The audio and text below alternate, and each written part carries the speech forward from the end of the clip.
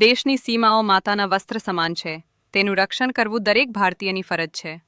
ભીષ્મ પિતામહ. નમસ્કાર દર્શક મિત્રો, સરહદ ન્યૂઝ ચેનલમાં આપનું સ્વાગત છે. હું અનિતા ગોસ્વામી. હવે જોઈએ સમાચાર વિસ્તારથી. પશ્ચિમ એશિયામાં જે રીતે યુદ્ધ વકરી રહ્યું છે ત્યારે યુનાઇટેડ નેશન્સ સિક્યોરિટી કાઉન્સિલની મીટિંગ યોજાઈ છે, જેમાં ઈરાન દ્વારા ખાડી દેશો પર જે મિસાઇલો અને ડ્રોન વડે હુમલો કરવામાં આવી રહ્યો છે તેની સખત શબ્દોમાં નિંદા કરવામાં આવી છે. આ માટેના ઠરાવને ભારતે સમર્થન આપ્યું છે અને આ ઉપરાંત અન્ય 130 દેશોએ પણ આ રિઝોલ્યુશનને સમર્થન આપતા આંતરરાષ્ટ્રીય સ્તરે ઈરાન પર યુદ્ધ રોકવા માટે ખૂબ મોટું દબાણ ઊભું થયું છે. 15 સદસ્યોની યુનાઇટેડ નેશન્સ સિક્યુરિટી કાઉન્સિલની અધ્યક્ષતા હાલ અમેરિકા કરી રહ્યું છે.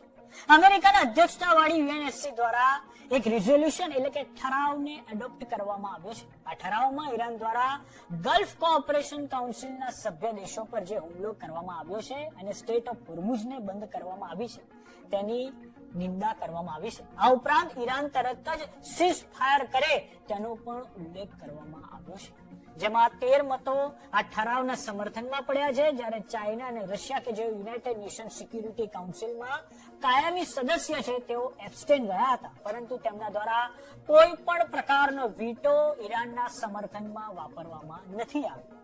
યુનાઇટેડ નેશન સિક્યુરિટી કાઉન્સિલમાં આ ઠરાવ બહેરીન દ્વારા લાવવામાં આવ્યો હતો, જેનું ભારત સહિત 130 કરતા વધારે દેશોએ સમર્થન કર્યું છે, જેમાં Australia, Austria, Bangladesh, Bhutan, Canada, Egypt, France, Germany, Greece, Italy, Japan, Kuwait, Malaysia, Maldives, Myanmar, Burma, New Zealand, Norway, Oman, Pakistan, Qatar, Saudi Arabia, Singapore, Spain, Ukraine, United Arab Emirates, United Kingdom, Yemen અને ઝામ્બિયાનો સમાવેશ થાય છે. આ ઠરાવમાં Bahrain, Kuwait, Oman, Qatar, Saudi Arabia, UAE અને જોર્ડનની અખંડિતતા અને સાર્વભૌમત્વ પર ભાર મૂકવામાં આવ્યો છે, જેમાં ઈરાનના આ ખાડી દેશો પર જે હુમલાઓ ચાલુ છે તેની નિંદા કરવામાં આવી છે. આમ ઈરાન પર યુદ્ધ રોકવા માટે જબરજસ્ત આંતરરાષ્ટ્રીય દબાણ ઊભું કરવામાં આવ્યું છે.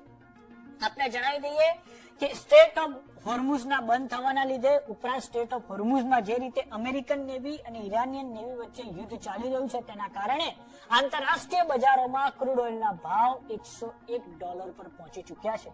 અને ઈરાન દ્વારા જાહેરાત કરવામાં આવી છે કે આગામી સમયમાં આંતરરાષ્ટ્રીય બજારોમાં ક્રૂડ ઓઇલના ભાવ $200 સુધી પણ પહોંચી શકે તેવી સંભાવના છે. અને હવે ઈરાન દ્વારા આજે ફરી એકવાર યુએઈ, બહરીન, સાઉદી અરેબિયાની વિરુદ્ધમાં મિસાઇલો અને ડ્રોનથી એટેક કરવામાં આવ્યો છે, અને જેમાં હવે ઈરાન યુએઈમાં આવેલી જે HSBC બેંક છે તેને ટાર્ગેટ કરવામાં આવી છે.